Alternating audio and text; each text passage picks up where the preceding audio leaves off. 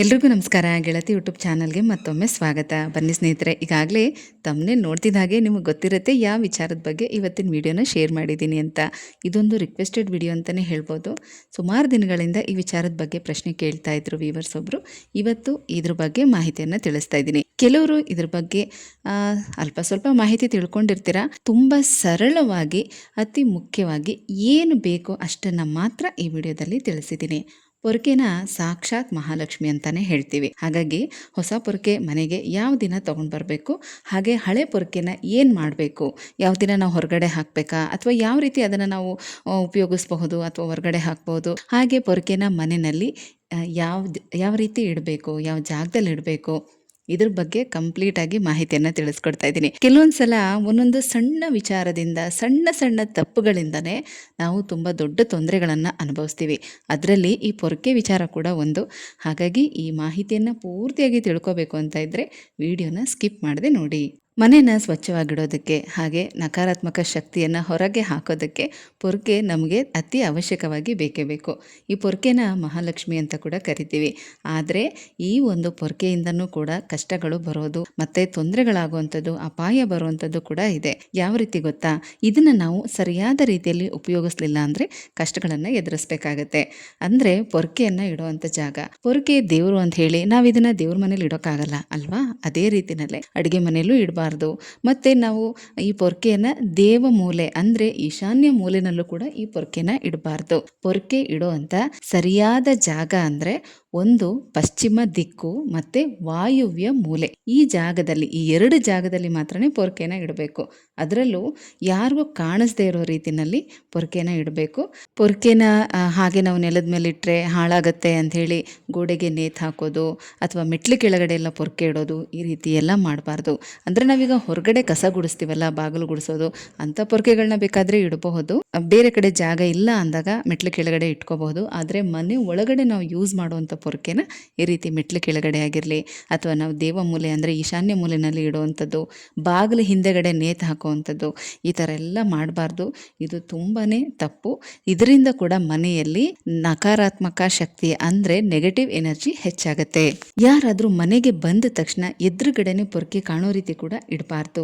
ಮತ್ತು ಕಸ ಗುಡಿಸುವಾಗ ನಮ್ಮ ಕಾಲಿಗೆ ತಾಕೋದು, ಹೊಸ್ಲಿಗೆ ತಾಕೋದು, ಈ ಥರ ಎಲ್ಲ ಮಾಡಬಾರ್ದು. ಮನೆಗೆ ಸಂಪತ್ತು, ಸಮೃದ್ಧಿ, ಮಹಾಲಕ್ಷ್ಮಿ ಕೂಡ ಹೊಸ್ಲಿಂದನೇ ಒಳಗಡೆ ಬರುವಂಥದ್ದು. ಹಾಗೆ ಹೊಸ್ಲಿನ ಮೇಲೆ ಲಕ್ಷ್ಮೀ ನಾರಾಯಣರ ವಾಸ ಇರುತ್ತೆ ಅಂತ ಹೇಳ್ತಾರೆ. ಹಾಗಾಗಿ ಹೊಸ್ಲಿಗೂ ಕೂಡ ಪೊರ್ಕೆಯನ್ನು ತಾಕಿಸ್ಬಾರ್ದು. ಮನೇಲಿ 1, 2, 3 ರೂಮ್ಗಳಿದ್ದಾಗ ಒಂದು ರೂಮಿಂದ ಕಸ ಗುಡಿಸ್ಕೊಂಡು ಇನ್ನೊಂದು ರೂಮ್ಗೆ ಹಾಗೆ ಅದನ್ನು ತಳ್ಕೊಂಡು ಹೋಗಬಾರ್ದು. ಆ ರೂಮಿನ ಕಸನ ಅಲ್ಲೇ ತೆಗೆದು ಹಾಕೋಬೇಕು. ಈ ರೀತಿ ಮಾಡೋದ್ರಿಂದ ನೆಗೆಟಿವಿಟಿ ಅನ್ನೋದು ಒಂದು ಕಡೆಯಿಂದ ಇನ್ನೊಂದು ಕಡೆಗೆ ಸ್ಪ್ರೆಡ್ ಆಗೋದಿಲ್ಲ. ಕಸ ಗುಡಿಸೋ ಉದ್ದೇಶ ಏನೇಳಿ ಸ್ವಚ್ಛವಾಗಿಡಬೇಕು. ಆದ್ರ ಮುಖಾಂತರ ಕೊಳಕು, ಕಸ ಅಥವಾ ನೆಗೆಟಿವ್ ಎನರ್ಜಿಯನ್ನು ಹೊರಗಡೆ ಹಾಕೋದು, ದೈವಿಕ ಶಕ್ತಿಯನ್ನು ಒಳಗಡೆ ಬರಮಾಡ್ಕೊಳ್ಳೋದು.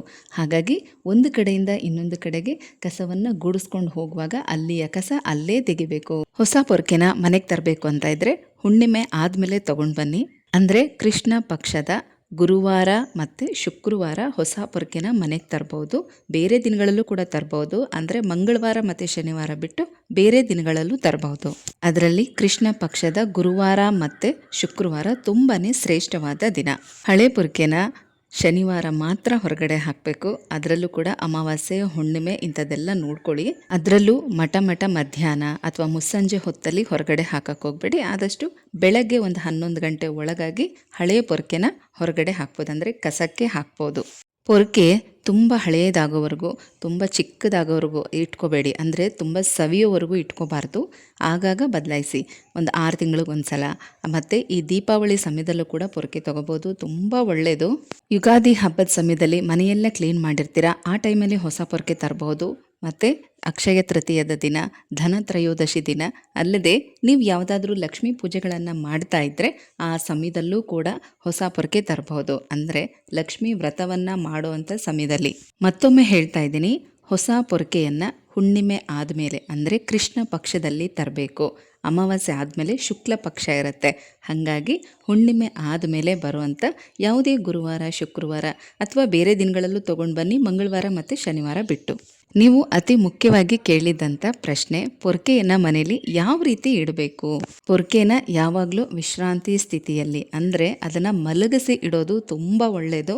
ಆ ರೀತಿ ಇಡೋದಕ್ಕಾಗಲಿಲ್ಲ ಅಂತಂದರೆ ಕಸ ಗುಡಿಸೋ ಭಾಗನ ಮೇಲ್ಗಡೆ ಮಾಡಿ ಇಡಬೇಕು. ಸ್ಕ್ರೀನ್ ಮೇಲೆ ನಿಮಗೆ ಕಾಣಿಸ್ತಾ ಇದೆಯಲ್ಲ, ಈ ಎರಡೂ ರೀತಿನಲ್ಲೂ ಕೂಡ ಪೊರ್ಕೆನ ಇಡಬಹುದು.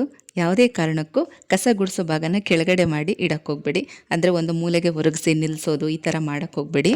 ನೋಡಿ, ಈ ರೀತಿ ಪೊರ್ಕೆನ ಒರಗಿಸಿ ಇಡಬಾರ್ದು, ಒಂದು ಮೂಲೆಗೆ ಈ ರೀತಿ ನಿಲ್ಲಿಸಿ ಇಡಬಾರ್ದು. ಇದರಿಂದ ಏನಾಗುತ್ತೆ, ಕಸ ಗುಡಿಸೋ ಭಾಗ ತುಂಬ ಬೇಗ ಬೆಂಡ್ ಆಗೋದು, ಅದು ಡ್ಯಾಮೇಜ್ ಆಗೋದು, ಉದುರೋದು, ಈ ಥರ ಎಲ್ಲ ಆಗ್ತಾ ಇರುತ್ತೆ. ಇನ್ನೊಂದು ವಿಷಯ ಏನಂದರೆ, ಈಗ ನೀವು ಒಂದು ಮನೆಯಿಂದ ಇನ್ನೊಂದು ಮನೆಗೆ ಹೋಗುವಾಗ, ಆ ಬಾಡಿಗೆ ಮನೆ ಆಗಿರಬಹುದು, ಲೀಸ್ ಮನೆ ಆಗಿರಬಹುದು, ಸ್ವಂತ ಮನೆಯೇ ಆಗಿರಬಹುದು, ಆ ಮನೇನ ಕ್ಲೀನ್ ಮಾಡೋದಕ್ಕೆ ಅಂತ ನೀವು ಹೋಗುವಾಗಲೂ ಕೂಡ ಹೊಸ ಪೊರ್ಕೆನೇ ತೊಗೊಂಡು ಹೋಗಬೇಕು. ಇದರಿಂದ ಆ ಮನೆಯಲ್ಲಿ ಆರೋಗ್ಯ ಮತ್ತು ಸಕಾರಾತ್ಮಕ ಶಕ್ತಿ ಹೆಚ್ಚಾಗುತ್ತೆ. ಅಲ್ಲದೆ ಏನಾದರೂ ಸಣ್ಣ ಪುಟ್ಟ ವಾಸ್ತುದೋಷಗಳಿದ್ರೂ ಕೂಡ ಅದು ಕಡಿಮೆ ಆಗುತ್ತೆ.